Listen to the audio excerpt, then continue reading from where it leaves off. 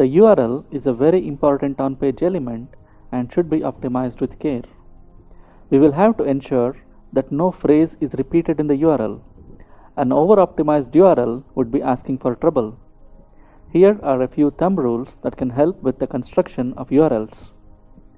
The URL should not contain numbers or special characters. Its meaning should be obvious to humans and search engines. You would want to use unique words from the primary and secondary keyword phrases in the URL.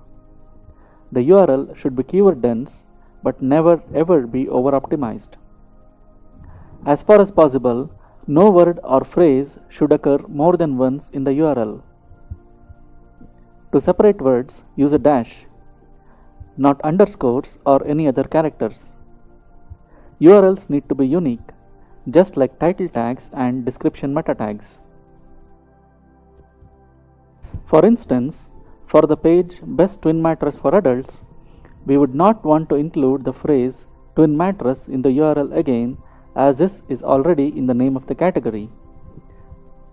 In addition, you will also want to include a few unique words from the list of secondary keywords we have prepared. So, this is what you would want the URL to include: phrases from the focus keyword Best Twin Mattress for Adults, and a few unique words or phrases from the list of secondary keywords here. You would want to note that the phrase twin mattress is already in the URL since it's the name of the category, so the words twin and mattress should not be used again. Taking that into consideration, this could be one way to construct the URL. You can use the words included in the title tag, so these words will get a little extra boost in the SERPs. But we can't use all of the words in the list of secondary keywords.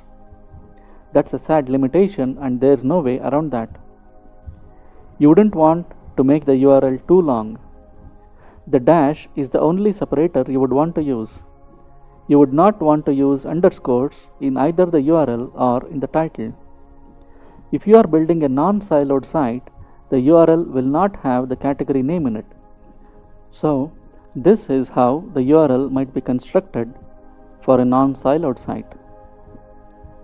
You would want to use the primary keyword at the beginning of the URL as far as possible and use as many words from the secondary keywords as possible. In the next video, we will see another example of constructing the URL.